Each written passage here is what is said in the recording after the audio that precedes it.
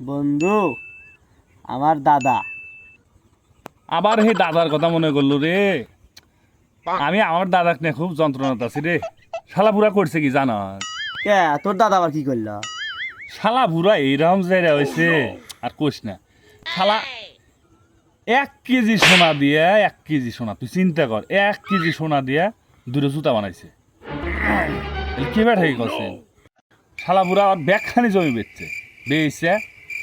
এখন আমার দেখ কি অবস্থা, চাইল কিনা খাইতেছি। অথচ শালা ওই জুতা পায়ে দিয়া ফুটানি করে আর কিছুটা বাচ্চা ওটা খালি ফুটানি।